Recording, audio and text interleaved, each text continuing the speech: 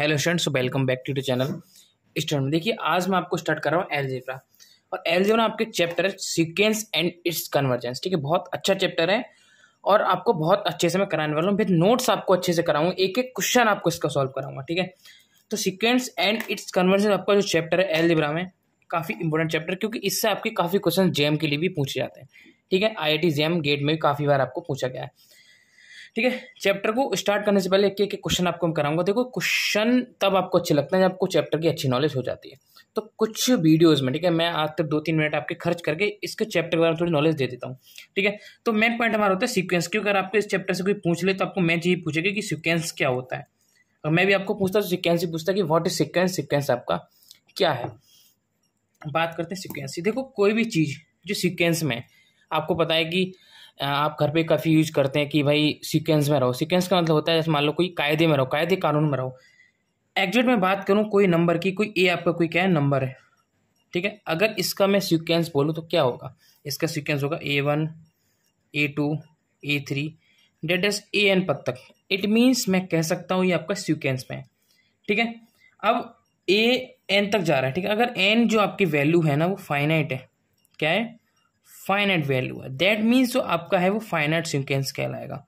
दो चीज आपको क्लियर होगी, सीक्वेंस क्या है और फाइनाइट सीक्वेंस क्या है। तो दो चीज आपकी यहाँ पर क्लियर है कि सीक्वेंस और फाइनाइट सीक्वेंस क्या चीज है।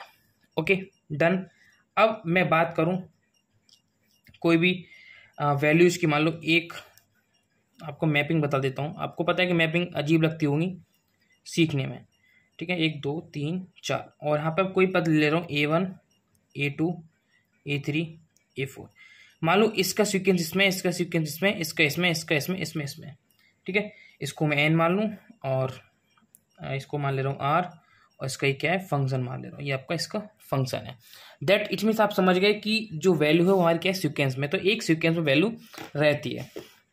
डन। इतनी चीज, इसके बाद आपकी लिमिट ऑफ सीक्वेंस, या बात करूँ मैं मेन पॉइंट की, जो आपको चैप्टर में सबसे ज़्यादा जो क्वालिफाई करना है, सबसे ज़्यादा इसको पढ़ना है, वो पॉइंट की बात मैं करता हूँ। तो सबसे ज़्यादा आपको पढ़ना है convergent of sequence. Convergent sequence क्या होता है, कन्वर्जेंट सीक्वेंस। आप सब कुछ तैयार करते रहिए, मैं नोट्स आपको देने वाला हूँ, नंबर आपको बता दूंगा।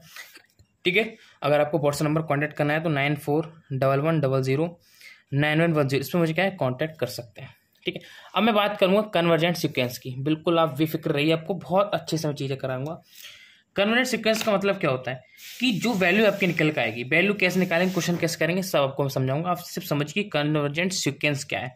तो कन्वर्जेंट होता है अगर मैं कोई भी वैल्यू अगर मैं फाइंड कर रहा हूँ, ठीक है, वो वैल्यू मेरी जो क्या होनी चाहिए, फाइनाइट होनी चाहिए और एक यूनिक वैल्यू प्राप्त होनी चाहिए। फाइनाइट और यूनिक, ये वैल्यू क्या मेरी प्राप्त होना चाहिए। क्लियर है, फाइनाइट होनी चाहिए, यूनिक होनी चाहिए। एक्चुअली मान लो कोई भी अगर वैल्यू निकालता हूँ, limit n tends to infinity, find करता हूँ AN, तो आपकी जो एल निकलना है, एल जो निकल का आएगा, वो वैल्यू निकल का आएगा, वो फाइनाइट और यूनिक होनी चाहिए। किसके लिए, कन्वर्जेंट सीक्वेंस के लिए। क्लियर है, इससे आगे कुछ नहीं।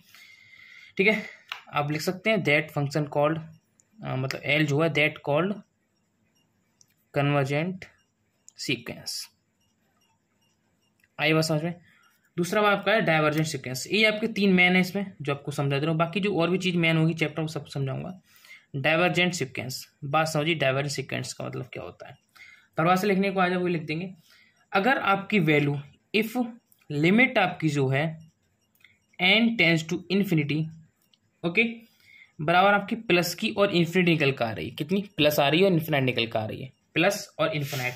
ठीक है, लिखेंगे दैट सीक्वेंस कॉल्ड, क्वेश्चन जब आप करेंगे ना तो आपको सब चीज़ें क्लियर होंगी। तो लिखेंगे that sequence called divergent sequence. कौन सा, डाइवर्जेंट सीक्वेंस। ठीक है, सब कुछ आपको क्लियर होगा जब आप करेंगे इसके क्वेश्चंस। थर्ड आपका निकल के आता है ऑसिलेटरी सीक्वेंस। ठीक है, आप ऑसिलेटरी बोल सकते हैं, ऑसिलेटरी बोल सकते हैं, एसिलेटरी भी बोल सकते हैं। तो जो आपको बेटर लगे आप बोल दें, क्योंकि इसमें एस में हम साइलेंट भी मान लेते हैं, सी भी साइलेंट मान लेते हैं। तो OSCI, okay, LLATORY, oscillatory sequence. बात समझिए, 3 आपके मेन पॉइंट है इसमें और बाकी हैं वो आपको समझा दूंगा। ठीक है, अगर मैं मानूँ लिमिट आपकी n टेंस टू इन्फिनिटी है, ओके, AN कोई फंक्शन आपका साथ AN ले सकते हैं, और इसकी जो वैल्यू आपकी is not unique, is not unique, कोई अपने आप में कोई यूनिक वर्ड नहीं है, ठीक है। मान लो 4 है, अपने आप में क्या है, यूनिक है, इसके जैसा कोई दूसरा नहीं है, 4 के जैसा। ऐसा तो है नहीं कि 4 के जैसा कोई दूसरा हो, मतलब ये नहीं है। इस 4 का मतलब हो गया कि 4 है वो अपने आप में यूनिक है, इसकी तरह कोई भी नहीं हो सकता। मान लो ये भी तो 4 है, ये भी 4 है, लेकिन इसका मतलब हो गया कि 4 के अलावा कोई वर्ड नहीं होता है, तो यूनिक है। तो इज नॉट यूनिक का मतलब क्या है कि वैल्यू आपकी 4 भी आएगी, 5 भी आएगी, 6 भी आएगी, 7 भी आएगी, तो वैल्यू क्या चेंज होती रहेंगी। तो is not unique then the sequence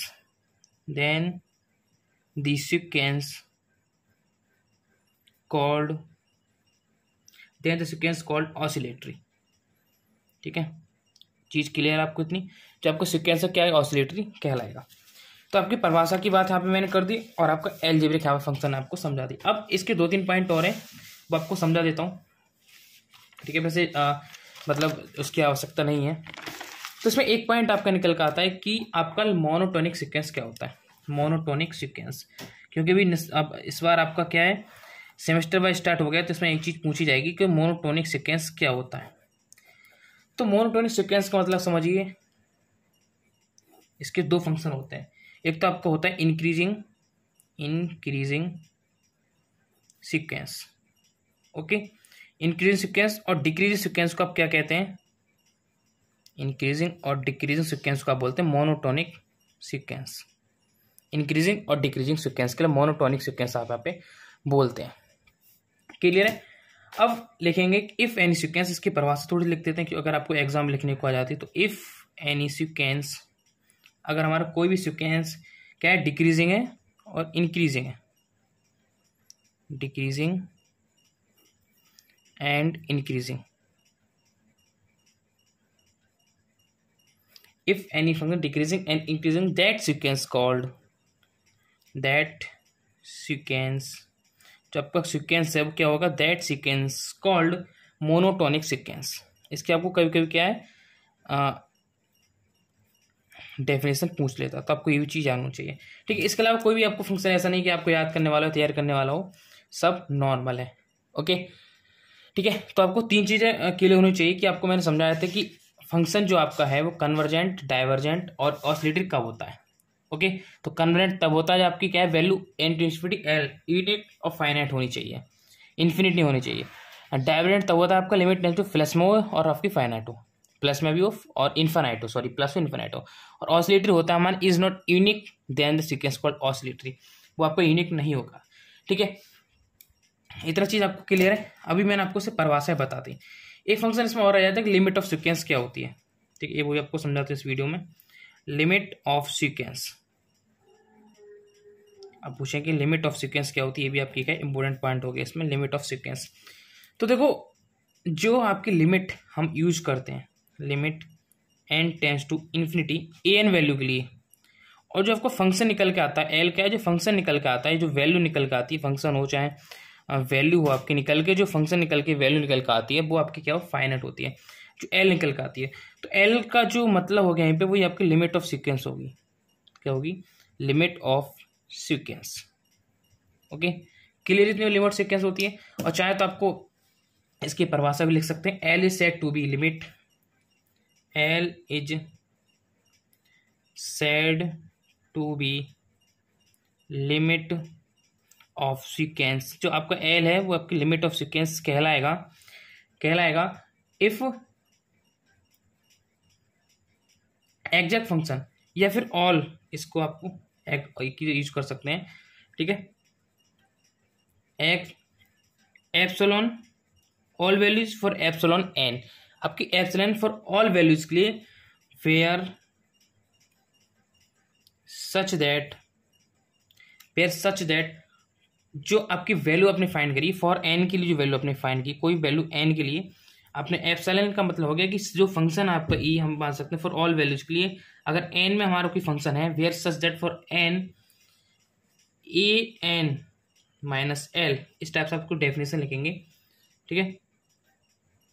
epsilon where जो एन की वैल्यू अब निकल के आएगी, वो आपकी जो वैल्यू है बड़ी होनी चाहिए कैपिटल एल की वैल्यू से, आपकी लिमिट। इसका मतलब नॉर्मल से समझिए कि हम जो भी कोई वैल्यू फाइंड कर रहे हैं, मान लो 1 2 3 4 5 जो भी हम फाइंड कर रहे हैं, इसका मतलब बता रहा हूँ आपको, ठीक है, वो आपको फंक्शन क्या है इसके अंदर रहना चाहिए। ये वैल्यू हमारी स्मॉल एन है, ठीक है। तो स्मॉल एन मान सकते हैं, तो जो वैल्यू हमारी हमेशा क्या है, बड़ी होनी चाहिए, एक लिमिट में होना चाहिए, ऐसा नहीं कि अनलिमिटेड।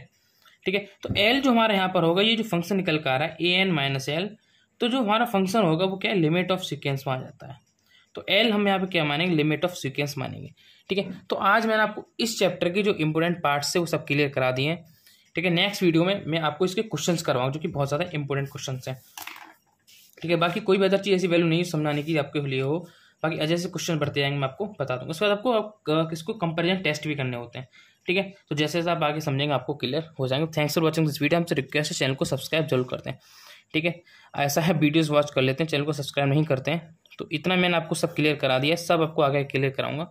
तो thanks for watching this video, subscribe. और आपको और भी कोई चैप्टर्स चाहिए तो आपको जाना है प्लेलिस्ट में, प्लेलिस्ट में मैंने सब कुछ कर रखा है। ठीक है। तो प्लेलिस्ट में आपके सभी चैप्टर्स करा दिए मैंने, अब जाके वहाँ पे चेकआउट कर सकते हैं।